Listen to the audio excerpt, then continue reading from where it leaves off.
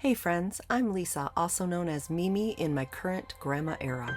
Welcome to my channel and my first video as I remodel my daughter's 70s finished basement into my modern, somewhat farmhouse slash French country cozy apartment. So I'm starting with the stairway, which is the entryway, and it is off my daughter's laundry room that also goes to the backyard and the garage. Everything down here was dark brown, paneling, brown Congolium, flooring, and there's no natural light except for two small windows in my bedroom. The stairs look steep, but they're not. They're just normal stairs, and as you see, the walls were painted a peach satin color. The carpet was ripped out, definitely lots of flaws in the walls, and it desperately needed to be freshened up and made a little bit brighter. So I chose to go with a pre-pasted textured wallpaper. I've used that for years. I've been doing wallpaper my whole life just about, because it's durable, it makes the walls look smoother, makes them look more like drywall, and it's easier to fill nail holes, or if you get a scrape or anything like that, you don't have to do a lot of sanding and things like that. This is the wall that I had already papered and forgot to video. My son-in-law put some carpeting, brand new carpeting on the stairs for me. I still have either side to finish there. That's not done. But what you'll see going forward is the other side being wallpapered. And then for the ceiling, I used a paper that came from an Amazon palette. It came in sheets that were vinyl on the front and like a self-adhesive on the back. You just tear the back of it off and stick it up. They went up really easy and quickly. Took about maybe 3.5 sheets from top to bottom, and maybe 2.5 sheets from side to side. So the color that I'm going to be painting is called Fog. It's from Home Depot. I don't know if it's a Glidden or Bear. It's one of those, but that's where I get it. This will be the first part of 2 parts. The second part will hopefully be finishing up the sides of the stairs there. I have a lot of ideas for the door and the entryway before you open my door. So I hope that you guys enjoy this, and stay tuned. I'll be back to chat with you in just a little bit.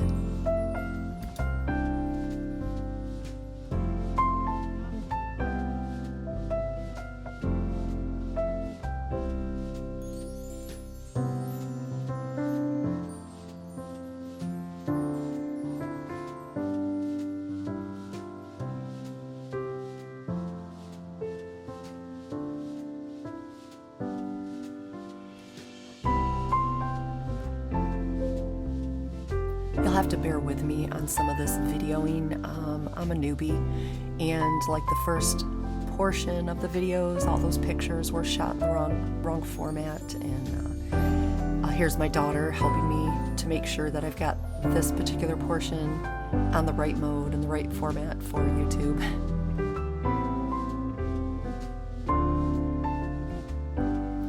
So here's the first strip of wallpaper going up. I have to wet it. I cut it and measure it and all that, and then I take it down. I have a trough down in my basement that has water in it, so I get it wet, fold it over, let it sit for a minute so the paste can activate a little bit, and then I bring it back up and stick it up.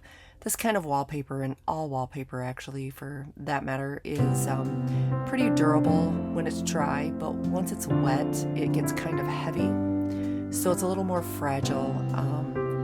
And as you'll see a little bit down the road, I had one piece, I think it's the 3rd strip down, that actually ripped almost in half, but it's very forgiving. If you get it put all back and pieced back together before it dries, you can hardly tell where it was even ripped.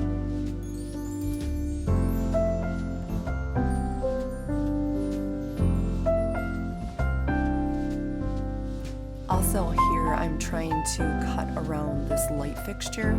I had thought that I would take it out and replace it, or paint it black or something, but I think after I got it all situated with the wallpaper around it and everything, I actually don't mind it. I changed the bulb. I had the wrong bulb in it. but I was cutting around the light switch, and if you have something like that to go around, you're better off to get it cut, even though it's not completely trimmed like it's going to be, but cut it down as far as you can so you can get the paper flat, as you'll see when I'm cutting around the light switch, so it can dry flat against the wall, and then you can always come back and cut the dry pieces away, and if you have to re-wet it a little bit to get it to lay flat, you can do that as well.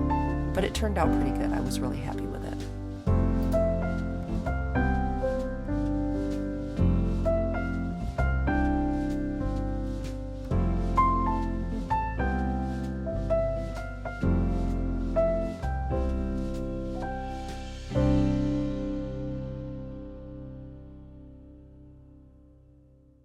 So using pre-pasted wallpaper requires a cleanup as you go, because once that paste is activated, it like multiplies, so it gets all over everything, and if you let that dry wherever it lands, it's a little bit harder to get off. And then here I'm cutting around this light switch so I can flatten that out so it lays flat against the wall, and then obviously I'll put the light switch back over it once everything is dry. But that'll give it a nice smooth finish all around the light switch.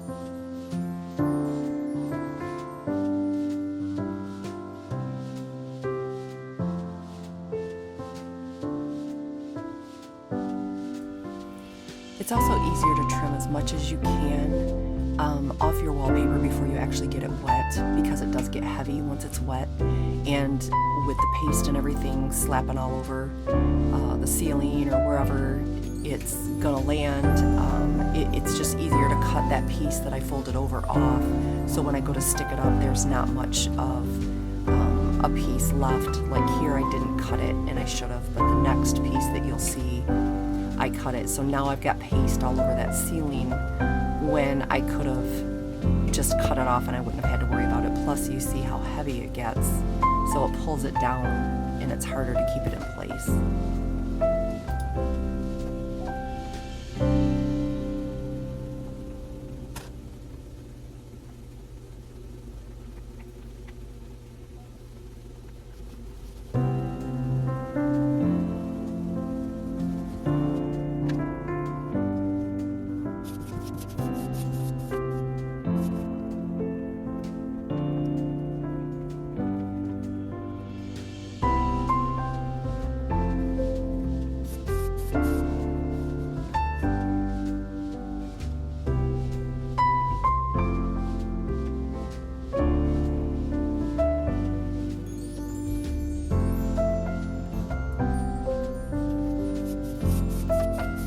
A little backstory. I lived in an apartment right down the road from my daughter here at this home that was 600 square foot total, including the bedroom and my bathroom. And we decided, her and I and her husband decided that it would be better if I come to stay with her for reasons that's not my story to tell. Nothing scandalous, I promise. But, and that it would be best if I tried to make an apartment down here in the basement, which I was all for, because we all need our privacy, and my daughter has 4 children from ages 7 to 16, and plus she has a bonus son that doesn't live in the home. And it just would be easier for everybody to have their own space, and down here I have just the main living space, not including the bathroom and the bedroom, is around 600 square feet. So it just gives me so much more room, and it just makes it easier on everybody for me to be down here. And of course, I have that DIY blood, so I love redoing anything. I'm a crafter at heart, which you'll see on my channel down the road. So hopefully you'll subscribe. But yeah, I love to do this kind of thing, and so I'm I'm thoroughly enjoying making this space my own.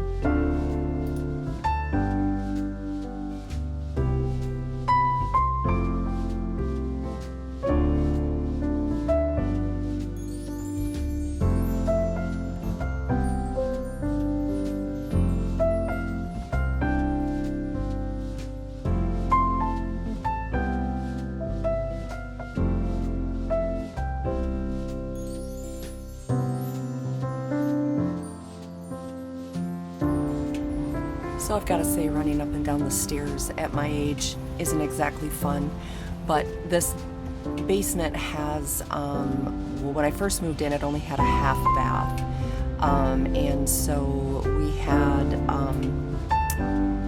a family member come over. We moved the toilet so I could put in a shower pan so I could make it a full bathroom, and the kitchen portion currently isn't finished.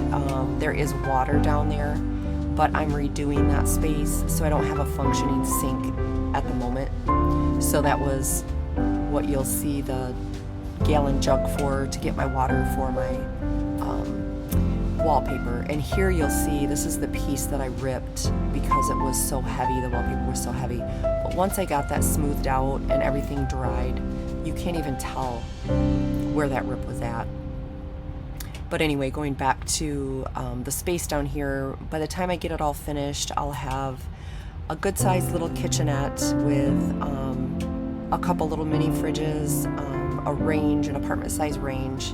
I'll have a full bathroom, which is basically just a stand-up shower.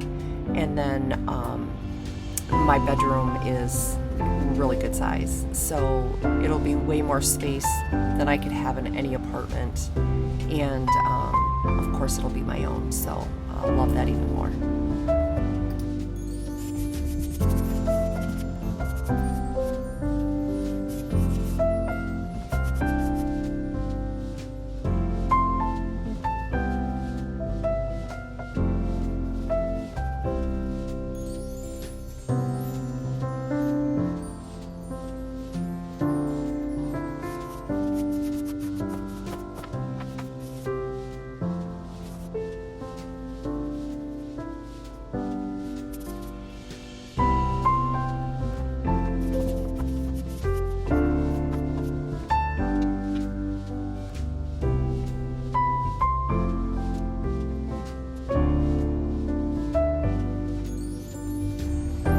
So if you notice, I actually ripped that in two places, the one above the railing, and then as I was fixing that, it also ripped below. So I was able to actually smooth both of those out, cut around that little portion that holds the railing, and it's really even hard to find now after it's been dried and painted and everything. So this wallpaper is very forgiving.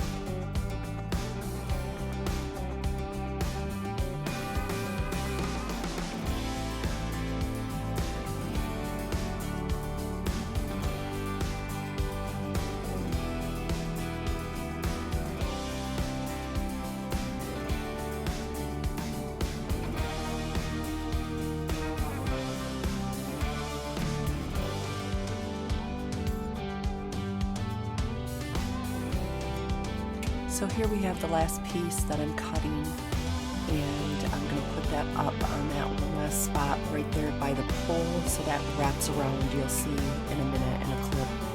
And I choose to leave, this is that trough I was telling you about that I get my wallpaper wet in, and look at that ceiling behind me. That was a mess, and it was a pain to take out and replace, so keep watch for that video coming. But here I'm putting up that last piece, and I choose to not cut that little piece off on the very end of the wall because the other one wraps around to it. So I'm gonna let it dry, and then I will trim it off before I paint it, and you'll see in another clip that you can barely even tell where one piece of wallpaper ends and the part that wraps around the pole begins. So it really turned out well. I love textured wallpaper for that reason, because it's so forgiving and covers the small minor flaws. Obviously not like pieces of trim like you see here, but had I known I was going to do this, I probably would have removed that, but my intentions were to just paint it, and then I realized how hard it was going to be to paint with all the different layers of paint that I would have had to put on there, so I chose this way instead, and I'm happy with that.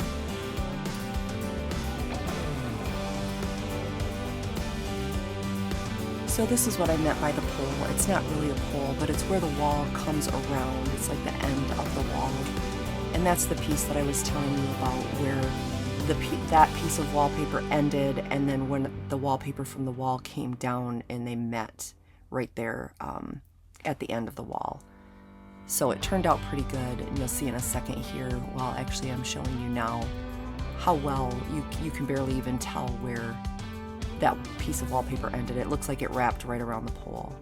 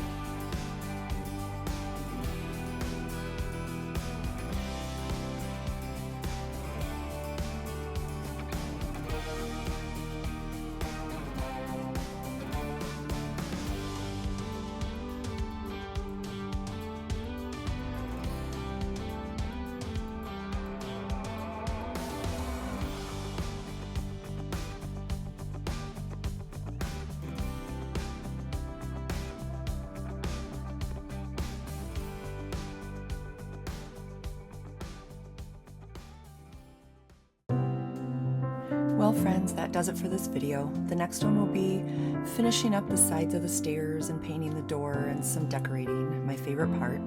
I hope you'll join me for the part 2, and I hope you'll decide to hang around and help me build a great community. My videos can only get better from here, as I have a lot to learn, and I always will. If you enjoyed watching today, please consider subscribing and leave me a comment, as I welcome any help, advice, or questions you may have. Until next time, may God richly bless you.